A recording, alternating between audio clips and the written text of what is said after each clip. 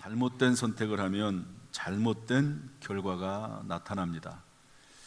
잘못된 선택을 계속하면서 좋은 결과가 나타나기를 기대하는 것은 성립될 수 없습니다. 가룟 유다는 예수님을 팔아넘기기로 선택을 했습니다.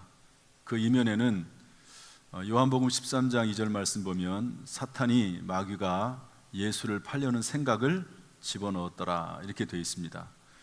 마귀는 우리에게 잘못된 생각을 집어넣지 실제로 우리의 팔을 이끌어서 죄를 짓도록 하는 것은 아닙니다. 이 마귀가 그런 생각을 집어넣자 그것을 계속 품고 있다가 결국에는 예수님을 돈 받고 팔아 넘깁니다. 그 선택의 결과는 어떻게 됩니까? 나중에 후회하지요. 그리고 나무에 목을 매달아 죽습니다. 그리고 떨어졌는데 배가 터져서 창자가 다 나왔다고 성경은 기록을 하고 있습니다. 잘못된 선택의 결과입니다.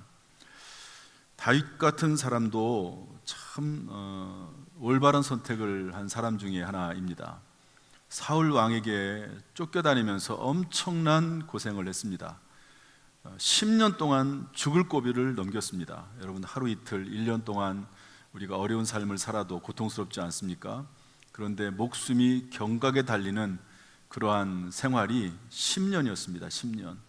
그러나 그럼에도 불구하고 하나님을 원망하지 않고 불평하지 않고 그런 어려움 중에도 자기를 죽이려고 쫓아다니는 사울왕, 그 사울왕을 죽일 수 있는 기회가 있었지만 하나님이 기름 부어 세운 종이라고 하는 이유 때문에 그를 살려줍니다.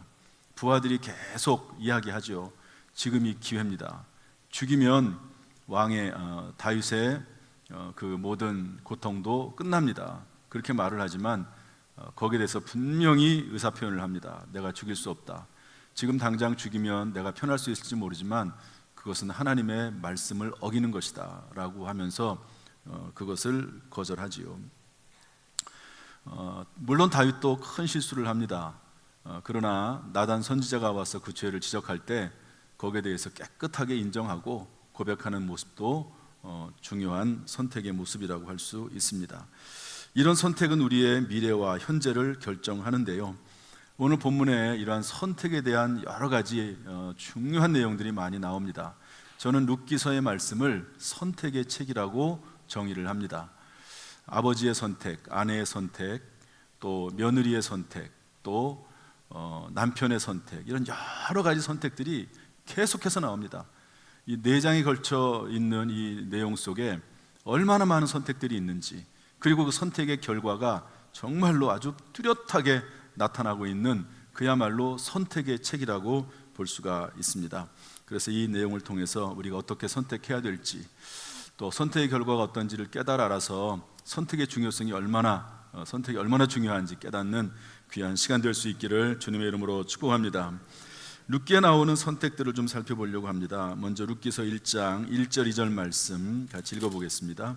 룻기서 1장 1절 2절 말씀 다 같이 시작. 사사들이 치리하던 때에 그 땅에 흉년이 드니라. 유다 베들레헴의 한 사람이 그의 아내와 2 아들을 데리고 모압 지방에 가서 거류하였는데 그 사람의 이름은 엘리멜렉이요 그의 아내의 이름은 나오미요 그의 2 아들의 이름은 말론과 기럨이니 유다 베들레헴 에브라 사람들이더라. 그들이 모압 지방에 들어가서 거기 살더니. 엘리멜렉이라고 하는 사람 이름을 기억하셔야 됩니다. 나옴이라고 하는 사람 이름도 마찬가지입니다. 이 사람들은 이스라엘 사람들인데요, 꽤 부자였습니다. 그런데 이스라엘에 흉년이 드니까 모압 땅으로 갈 것을 결정합니다. 땅 팔고, 원래 땅을 팔지 못하게 되어 있거든요. 이스라엘 사람들은 조상부터 물려오던 땅은 철저히 하나님의 소유로 되어 있고 하나님께서 잠시 분배한 것이기 때문에 그 땅을 임의로 팔지 못하게 되어 있습니다. 그런데 그 땅을 팔고 재산을 다 정리해서 우상 숭배의 땅인 모압으로 가기로 결정을 합니다. 그러니까 현재 상황이 어렵기 때문에 그것을 이유로 해서 믿음이 있는 그 지역, 신앙생활을 잘 할 수 있는 그 지역을 떠나서 믿음이 없는 믿음이 없는 것은 둘째치고 우상을 숭배하는 모압이라고 하는 땅으로 가기로 결정을 하는 것이죠. 중요한 선택입니다. 이것은 아버지의 선택이거든요. 이 당시에는 아버지에게 모든 권한이 집중되어 있으니까 아버지가 그렇게 선택을 합니다.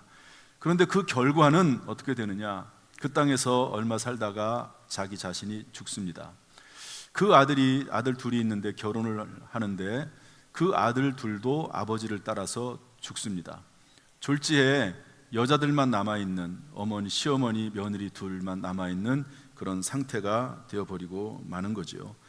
이 엘리멜렉의 선택의 결과는 비참했습니다. 이처럼 잘못된 선택은 자신뿐 아니라 가족들에게도 악영향을 미칩니다.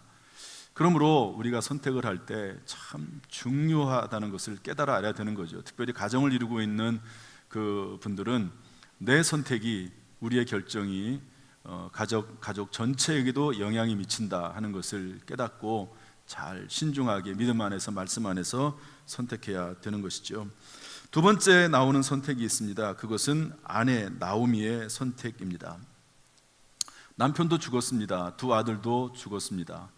그러니까 이 나오미가 이제 이 우상숭배 땅을 떠나서 다시 고향으로 돌아가자, 믿음의 땅으로 돌아가자라고 결정을 내립니다. 그래서 이제 돌아가게 되는데요. 그 과정은 쭉 나와 있으니까 그 결과는 어떻게 되냐면 그 땅에 돌아가서 결국 땅을 다시 되찾게 됩니다. 팔고 왔잖아요. 그 땅을 되찾습니다. 그리고 손자를 얻습니다. 그리고 놀랍게도 이 가문에서 다윗이라고 하는 위대한 인물이 태어납니다. 더 놀라운 것은 이 가문에서 예수 그리스도께서 탄생을 합니다. 이 나오미의 선택이 이런 놀라운 결과를 나타내게 됐습니다. 남편 가장인 그 엘리멜렉의 선택은 가정을 망하게 했는데 이 나오미의 선택은 가정을 살리는 놀라운 선택이 됐습니다. 세 번째 선택이 나오는데요. 그것은 첫째 며느리 오르바의 선택입니다.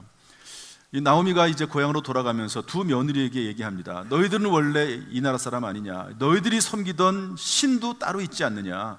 그러니까 괜히 이방의 땅 유리나라에 나오지 말고 이 땅에 너희들은 머물러 있으라라고 이야기합니다. 그랬더니 첫째 며느리는 선택을 하죠. 어떻게 선택하냐면 여기 15절 말씀 보면 그의 백성과 그의 신들에게 돌아갔다. 그의 백성, 자기네 나라 사람들이 있는 그곳, 그리고 그들이 지금까지 섬겨왔던 우상들, 그 신들을 선택을 했다라고 말씀을 하는 거죠. 그 결과는 어떻게 됩니까? 오르바는 아마 그 땅에서 우상 숭배하다가 죽었을 것입니다. 그리고 그의 이름은 이제 나타나지 않습니다. 그런데 네 번째 선택하는 사람이 나오는데요. 그 사람은 룻입니다. 둘째 며느리입니다. 이 둘째 며느리는 하나님을 선택하고 불쌍한 시어머니를 선택하기로 결심하는데요. 그 내용을 한번 살펴보겠습니다. 우리 1장 15절부터 18절까지 좀 길지만 한번 읽어보겠습니다. 다 같이 시작.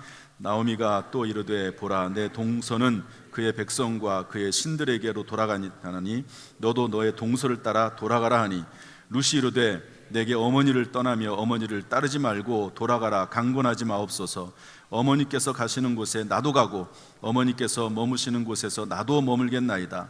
어머니의 백성이 나의 백성이 되고 어머니의 하나님이 나의 하나님이 되시리니 어머니께서 죽으시는 곳에서 나도 죽어 거기 묻힐 것이라.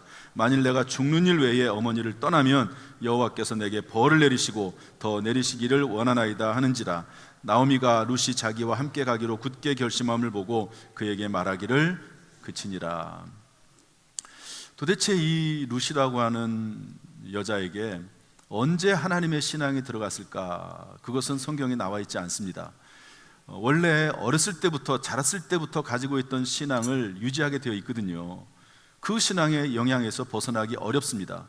그런데 이 가문의 며느리로 들어가서 같이 사는 가운데 어느 순간 하나님을 믿게 됐습니다. 하나님이 살아계시다는 것을 믿게 됐고, 그리고 하나님의 관점에서 생각하고 판단할 수 있는 그런 분별력이 생겼다 하는 것을 알 수가 있습니다. 이 둘째 며느리 룻의 이야기를 들어보면 철저하게 하나님 중심적으로 생각을 합니다. 어머니의 하나님이 나의 하나님이 되고, 그리고 어머니를 절대로 떠나는 법이 없을 것입니다 라고 하면서 첫째로는 하나님을 선택하고, 둘째로는 불쌍한 시어머니를 선택하는 것을 볼 수가 있습니다. 그 결과는 무엇인가? 나중에 이스라엘 땅으로 돌아가서 아주 좋은 남편을 얻습니다. 이미 남편은 죽었잖아요. 좋은 남편을 얻습니다. 그리고 자녀들을 얻습니다. 그리고 다윗 가문이 되고요, 예수 그리스도께서 이 가문에서 태어나는 놀라운 일이 일어나게 됩니다.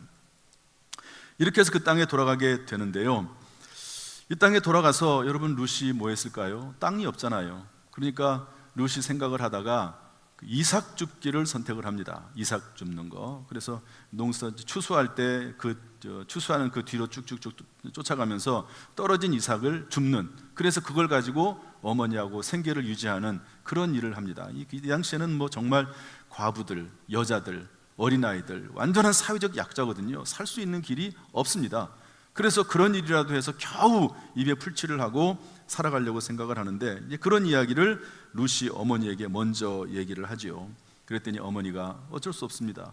허락을 해줍니다. 그래서 이제 그 룻이 그 이삭 줍기를 하러 가는데요, 우리 2장 말씀을 한번 보겠습니다. 2장 1절부터 3절 말씀 다 같이 읽어보겠습니다. 2장 1절부터 3절 시작. 나오미의 남편 엘리멜렉의 친족 중에 유력한 자가 친족으로 있으니 그의 이름은 보아스더라. 모압 여인 룻이 나오미에게 이르되, 원하건대 내가 밭으로 가서 내가 누구에게 은혜를 입으면 그를 따라서 이삭을 줍겠나이다 하니, 나오미가 그에게 이르되 내 따라 갈지어다 하며 룻이 가서 베는 자를 따라 밭에서 이삭을 줍는데 우연히 엘리멜렉의 친족 보아스에게 속한 밭에 이르렀더라. 아멘. 여기 우연히라고 하는 단어가 참 중요하고요, 4절 보면 마침 보아스가 이런 말이 나오는데 이 말씀도 중요한 내용입니다. 우연히 보아스라고 하는 사람의 집에 가서 이삭을 줍게 되었다라고 하는 거죠. 그리고 역시 계속 친족이라고 하는 말도 계속 나옵니다. 우리가 여기에서 꼭 알아야 될 내용이 뭐냐면 이스라엘의 제도입니다. 그것은 고엘이라고 하는 제도인데요, 고엘이라고 하는 것은 기업 물을 자라 하는 뜻을 가지고 있고, 이스라엘은 고엘 제도를 가지고 있습니다. 한번 따라서 할까요? 고엘 제도. 이스라엘의 땅은 하나님이 그냥 맡겨준 겁니다. 우리나라는 땅을 사고 팔 수 있지만 어떤 나라들은 땅을 사고 팔 수 없습니다. 예를 들어서 중국 같은 나라는 우리가 그 땅을 살 수가 없거든요. 그냥 한 50년 정도 이렇게 빌리는 겁니다. 빌릴 수 있지 살 수가 없습니다. 그런 나라들이 꽤 많습니다. 그래서 우리나라 땅을 이렇게 외국인들에게 많이 파는데요, 뭐 좋은 면도 있지만 또 좋지 않은 면도 있습니다. 어쨌든 이스라엘은 땅을 사고 팔 수가 없습니다. 땅을 산다 할지라도 그 땅이 50년이 지나면 돌려주게 되어 있습니다. 그 사람에게 무상으로 그냥 무조건 돌려주게 되어 있습니다. 그러니까 그 해가 50년이 되기에 가까울 때 땅을 사게 되면 땅값이 싸겠죠. 기간이 얼마 안 남았으니까. 멀리 떨어져 있으면 땅값이 비쌀 것입니다. 그렇게 되어 있는데, 그런데 어떤 경우에 그 땅을 부득불 팔 수밖에 없는 상황이 나오기도 합니다. 예를 들어서 여기 나오는 엘리멜렉 같은 경우는 완전히 그 이사를 가면서, 그러니까 다른 나라로 떠나면서 이민을 갔다고도 볼 수가 있죠. 그러면서 그 땅을 아예 팔고 갔어요. 원래 이거 안 되는 겁니다. 이런 식으로 하면 안 되거든요. 그런데 아예 그냥 땅을 떠나면서 땅을 팔고 가버렸습니다. 그러나 제도는 여전히 남아 있습니다. 이럴 경우에 어떻게 되어 있냐면, 고엘 제도가 뭐냐면 그 땅을 사서 그 땅을 판 사람에게 돌려주는 그런 법이 있습니다. 야, 이게 무슨 말도 안 되는 법이냐 그럴 수 있지만, 그 땅은 절대로 다른 사람들에게 팔 수 없고 그 사람의 가문에만 물려지도록 되어 있기 때문에 그 땅을 이제 돌려주게 되어 있는데요, 고엘 제도입니다. 그런데 만약 그 땅을 돌려주려고 하는데 아들이 없는 경우가 있습니다. 그러면 그 미망인과 결혼해서, 유력한 사람이 그 미망인과 결혼해서 아들을 낳고 그 아들에게 땅을 물려주도록 되어 있습니다. 독특한 제도죠. 그런데 보아스가 그 고엘에 속한 사람이다. 하필 그곳에 갔다 하는 것을 알려주고 있습니다. 보아스가 그런 내용을 알았는지 몰랐는지 모르지만, 이 룻이라고 하는 젊은 여자가 와서 열심히 일을 하거든요. 정말 땀 흘려서 쉬지도 않고 일을 합니다. 하인들에게 물어봤더니 정말 땀 흘려서 일을 하는 거예요. 그래서 뭐라고 지시를 하냐면 하인들에게 이 여자아이를 손대지 말아라. 왜냐하면 그 주변에 있는 남자 하인들 중에 희롱할 수도 있고 또 뭐 표현을 빌면 건들 수도 있고, 그러니까 그렇게 하지 말라고 지시를 내리고, 그리고 심지어 뭐라고 얘기하냐면 이 여자가 이삭을 주울 때 흘리는 이삭뿐만 아니라 아예 볕단에서 이삭을 뽑아가지고 그 여자 앞에다가 놔라, 이렇게 얘기합니다. 이 보아스라는 사람이 그렇게 이렇게 은혜를 베푸는 거죠. 이런 일이 있는 것을 이 시어머니 나오미에게 가서 이 룻이 다 얘기합니다. 그랬더니 그 얘기를 딱 듣는 순간 보아스가 고엘이라고 하는 것을 금방 눈치를 챕니다. 아, 이 사람이 기업물을 짜구나 하는 것을 알고 뭐라고 시어머니가 이야기를 하냐면, 너는 이제 다음에 가면 그 보아스라는 사람이 밭에서 일을 하다가, 논에서 일을 하다가 잠을 잘 것이다. 이 당시에는 춥거든요. 그리고 이제 이불을 반드시 밖에서 하기도 하고 그럴 때, 그러면 그 사람의 발 밑에 가서 누우라. 이게 사실은 조금 이상한 일이긴 하지만, 그러나 그 당시의 제도를 생각하면 이상한 것이 아닙니다. 왜냐하면 이 보아스라고 하는 사람은 기업 물을 사람이거든요.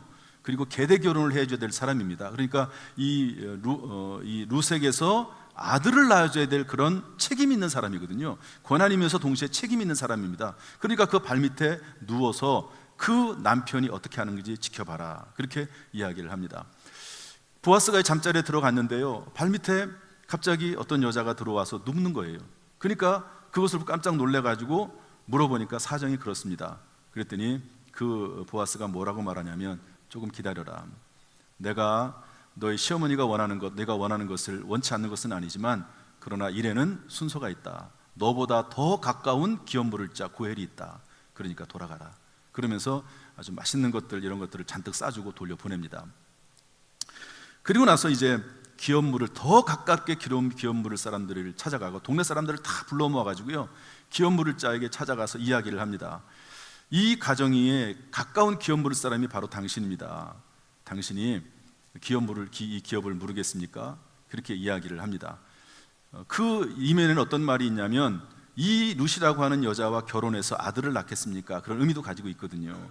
그러니까 생각하면 괜찮죠. 룻이라고 하는 젊은 여자와 결혼을 해서 아들을 낳아주는 거 좋은 일입니다. 그러니까 오케이, 좋습니다. 내가 이 여자와 결혼하겠습니다. 그래서 아들을 낳겠습니다 라고 이야기를 했습니다.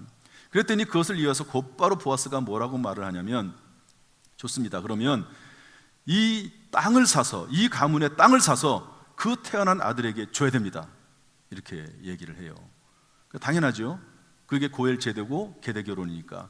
그랬더니 그 말을 듣자 그 더 가깝게 기업 물을 사람이 뭐라고 얘기하냐면, 4장 6절 말씀 보니까 내가 손해가 있을까 하여, 내 재물에 손해가 있을까 하여 나는 그렇게 하지 않겠습니다라고 대답을 합니다.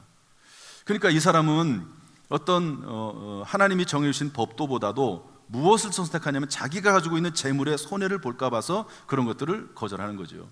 그래서 모든 사람이 보는 앞에서 이 사람이 기업 물을 것을 거절했다는 것을 다 공표하고, 그러고 나서 보아스가 자신이 이 여인을 대신해서, 그 사람을 대신해서 기업 물을 자 고엘이 되겠다고 이야기합니다. 여기에서 5번째 선택하는 사람이 나옵니다. 그것은 더 가깝게 기업 물을 자의 선택입니다.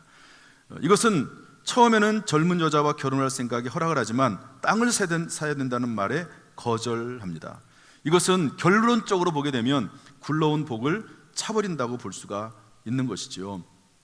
그래서 결국에는 그 남자는 그 기업물을 짜는 손해본 것은 없지요. 그러나 복받을 기회를 놓쳤다라고 볼 수가 있습니다. 6번째 선택하는 사람이 나오는데요, 그 사람은 룻의 남편이 된 보아스입니다. 보아스는 하나님의 율법에 순종해서 땅값을 치릅니다. 그리고 지혜로운 아내, 또 믿음 있는 아내를 얻습니다. 이 가정 가운데 다윗 가문이 태어나고요, 그리고 예수 그리스도께서 탄생하는 놀라운 역사가 이러한 선택의 과정 속에서 나타납니다. 이런 내용을 전체적으로 살펴보면요, 보아스와 룻의 사이에서 오벳이 태어나고, 오벳은 이새를 낳고, 이새는 다윗을 낳습니다. 다윗은 이스라엘의 위대한 왕이 됩니다. 여러분, 다윗이 위대한 이유는요, 땅을 많이 정복했다라고 하는 이유가 아니고 한 나라의 왕이 됐다라고 하는 이유가 아니고요. 이 사람은 돈이 많습니다. 다윗은. 이 사람은 권력자입니다. 그럼에도 불구하고 겸손하게 하나님을 섬기는 사람들의 모델이 된다 하는 데서 중요한 요점이 있는 겁니다. 사람들이 돈이 많아지고 사람들이 권력이 생기면 하나님을 떠나거나 하나님을 배신하거나 교만해지거든요. 물론 이제 다윗이 실수하긴 하지만 철저히 회개합니다. 그러나 사람들이 대부분 그렇게 되는데 다윗은 끝까지 하나님을 섬기고 겸손하게 섬기는 그런 사람이기 때문에 위대한 인물인 것이지 왕이기 때문에 위대한 인물이라는 것이 아닙니다. 모든 사람들이 권력자, 모든 권력자들, 모든 부유한 자들, 모든 똑똑한 사람들이 본받을 사람이 바로 다윗이기 때문에 그렇습니다. 이 다윗의 가문에서 요셉과 마리아를 통해서 하나님의 아들 예수 그리스도께서 탄생하십니다. 이처럼 룻과 보아스의 선택은 하나님의 뜻과 계획을 성취하는 놀라운 결과를 낳습니다. 이들의 선택은 하나님의 뜻을 이룹니다. 자기 자신들에게 복이 됩니다. 후손들에게 놀라운 복이 됩니다. 더 놀라운 것은 이 가문을 통해서 세상 모든 사람들이 구원을 받는 예수 그리스도, 그분이 이들의 가문에서 태어난다 하는 것이죠. 이 안에 오늘 선택이 많이 나옵니다. 잘한 선택도 있고 잘못된 선택도 있습니다. 그 선택의 결과가 반드시 나타난다는 것을 깨닫고 말씀 안에서 늘 말씀을 읽고 분별하는 가운데 하나님의 말씀을 잘 깨달아 선택할 수 있기를 주님의 이름으로 축복합니다. 이 안에서 그러면 인생을 역전시키는 선택의 원리 몇 가지를 좀 찾아보려고 합니다. 첫 번째로 우리 1장 6절 말씀 읽어보겠습니다. 1장 6절 다 같이 읽어보겠습니다. 1장 6절 시작. 그 여인이 모압 지방에서 여호와께서 자기 백성을 돌보시사 그들에게 양식을 주셨다 함을 듣고 이에 두 며느리와 함께 일어나 모압 지방에서 돌아오려 하여 믿음의 땅으로 돌아갈 것을 선택합니다. 시어머니 나오미의 선택입니다. 여러분, 중요한 것은 하나님께로 돌아갈 것을 결심하는 것이 회복의 시작입니다. 한번 따라합시다. 하나님께로 돌아갈 것을 결심하는 것이 회복의 시작이다. 특별히 우리 믿음의 사람은 마찬가지입니다. 여러분, 믿지 않는 사람들은 사실은 여기에 적용이 되지 않아요. 믿는 사람들은, 하나님의 자녀는 하나님의 말씀대로 살 수밖에 없습니다. 왜냐하면 그렇게 태어났기 때문에 그래요. 그렇게 우리가 선택을 했기 때문에 그렇습니다. 하나님의 말씀대로 살지 않으면 하나님이 내버려 두지 않으세요. 로마서의 말씀을 보면 하나님께서, 하나님의 백성이 하나님의 말씀대로 살지 않아요. 그러면 하나님께서 내버려 두십니다. 그러면 불신자들은 내버려 두십니다. 그러나 하나님의 백성들은 내버려 두지 않습니다. 하나님께서 이끌어 가시는 것을 볼 수가 있는 것이죠. 여러분, 하나님께로 돌아갈 것을, 하나님의 말씀을 선택할 것을 결심할 수 있기를 주님의 이름으로 축복합니다. 두 번째로 하나님을 굳게 선택해야 합니다. 이것은 둘째 며느리 룻에 대한 이야기입니다. 룻에 대한 이야기. 아까도 말씀드렸지만 하나님 중심적으로 선택합니다. 그리고 불쌍한 시어머니 나오미를 선택합니다. 성경 말씀 그대로예요. 하나님을 사랑하고 이웃을 사랑하는, 사람을 사랑하는 그 대표적인 예라고 볼 수가 있습니다. 여러분, 하나님을 선택하고 또 불쌍한 이웃을 선택하는 그런 저와 여러분 될 수 있기를 주님의 이름으로 축복합니다. 그러면 하나님을 선택하는 순간 하나님은 일을 만들고 성취하시기를 시작하시는 줄로 믿습니다. 우리가 하나님을 말씀 가운데 가까이 하면 하나님도 우리를 가까이 하셔서 일을 만들고 성취하시는 줄로 믿습니다. 세 번째로, 어려운 현실 속에서도 인내의 마음을 가지고 부지런히 일할 것을 선택해야 합니다. 둘째 며느리는 이스라엘에 돌아와서 참 비참한 생활을 했습니다. 그럼에도 불구하고 원망하거나 낙심하지 않고 자기가 할 수 있는 한도 내에서 열심을 내서 시어머니를 섬겼던 것을 볼 수가 있습니다. 이런 인내의 마음, 사랑의 마음이 있기를 주님의 이름으로 축복합니다. 네 번째로, 보아스는요, 마음이 선한 믿음의 사람에게 은혜 베풀기를 선택했습니다. 그래서 먹을 것을 주고 남자애들이 짓궂게 하지 못하도록 하고 건들지 못하도록 하고 심지어 벼이삭을 흘리면서까지 이 보아스가 왜 그렇게 했느냐, 어떤 흑심을 품어서 그게 아닙니다. 이렇게 시어머니에게 정말로 성실하게 인애를 베푸는 사람이 없다. 이렇게 이방 땅에서 와가지고 하나님을 선택해가지고 여기 와서 고생하는 사람이 없다. 이런 사람을 돌봐줘야 된다고 그렇게 생각을 했던 것을 알 수가 있습니다. 또한 다섯 번째로, 우리는 마땅히 순종할 자에게 순종하기를 선택해야 합니다. 둘째 며느리 룻에 대한 이야기인데요, 나오미가 보아스의 이불 밑에 들어가라고 이야기합니다. 여러분, 이것은 불륜을 조장하거나 그런 건 아니잖아요. 제가 고엘 제도를 설명하지 않았습니까? 그런데 사실은 이것을 거절할 수 있습니다. 왜 거절할 수 있냐면 보아스는 좀 나이가 많거든요.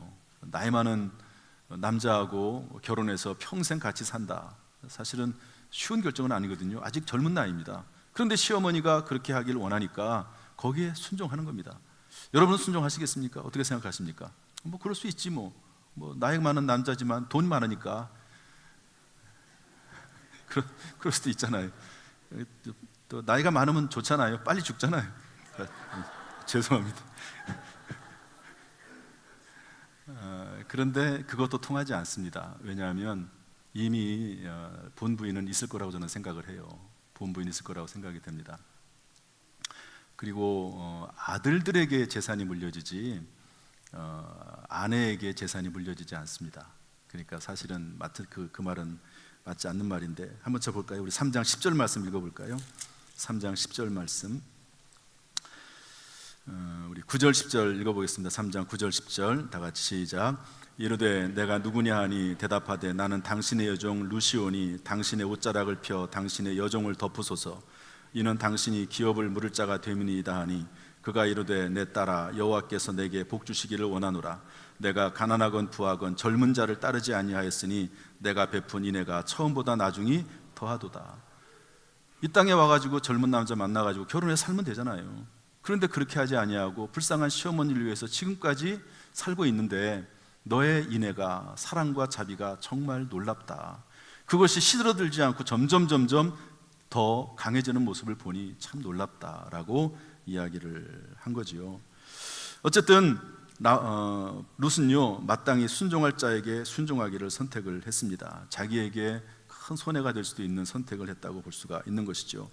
그 다음에 마지막 6번째로 보아스는 지식을 따라 판단하고 지혜롭게 행동할 것을 선택했습니다.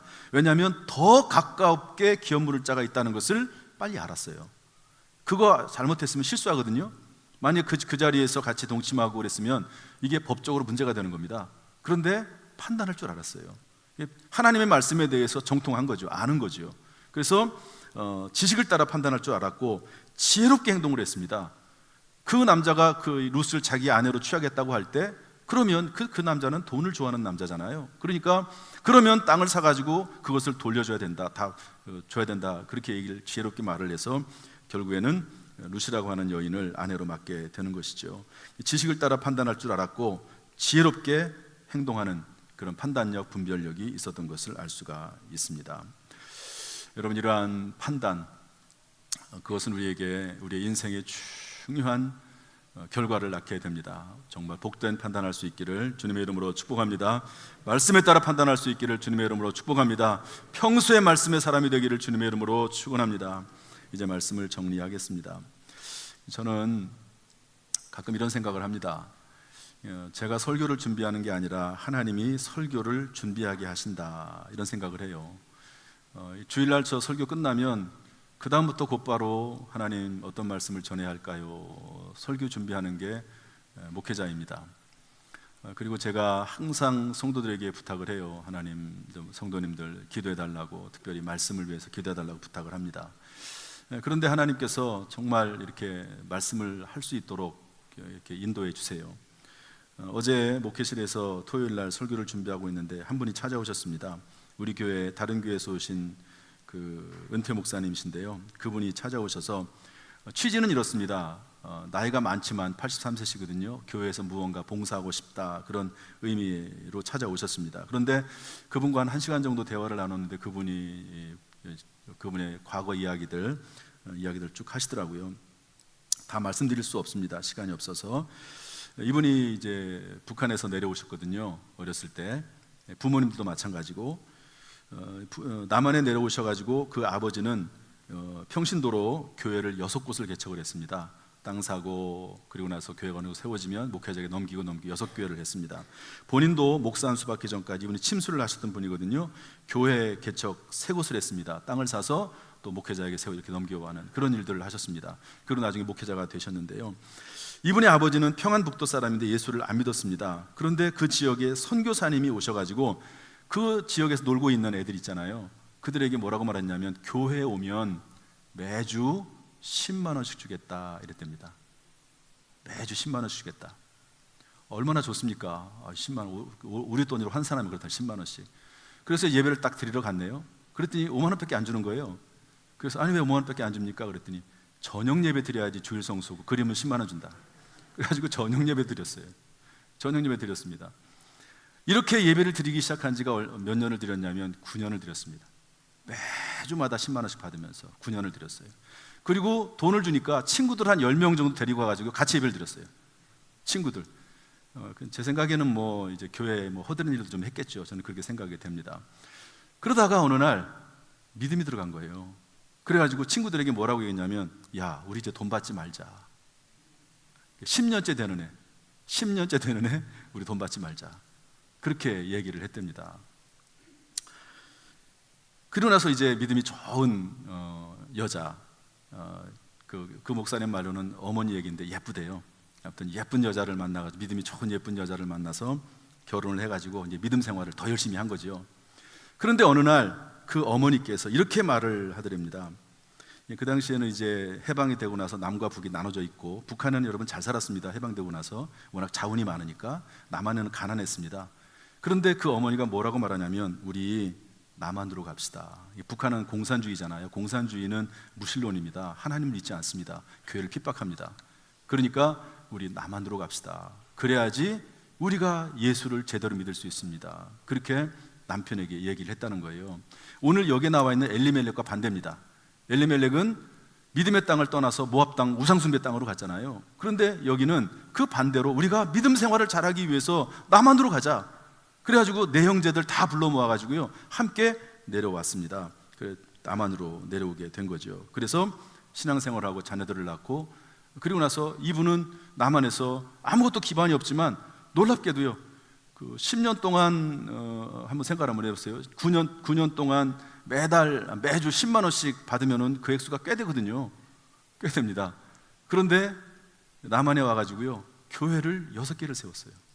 손해보는 장사는 아니잖아요. 그렇게 보면 6개 세웠어요. 그의 아들도 교회를 3개를 세웠어요. 목사가 세웠습니다. 그 가문에 목회자들이 많습니다. 얼마나 놀라운 일입니까? 이런 일이 일어나게 됐는데 선택입니다. 선택. 성령께서 감동하신 거죠. 우리가 이 북한 땅을 떠나자. 여기 있으면 신앙생활 하지 못한다. 여기를 떠나자. 남한으로 가자. 그 결정, 그 선택이 이 가정을 살린 겁니다. 사랑하는 성도 여러분, 혹시 어떤 선택을 해야 될 중요한 기로에 놓여 있는 분이 계십니까? 그러면 환경 바라보지 말고 믿음을 선택하고 하나님을 선택하고 또 말씀 안에 선택할 수 있기를 주님의 이름으로 축복합니다.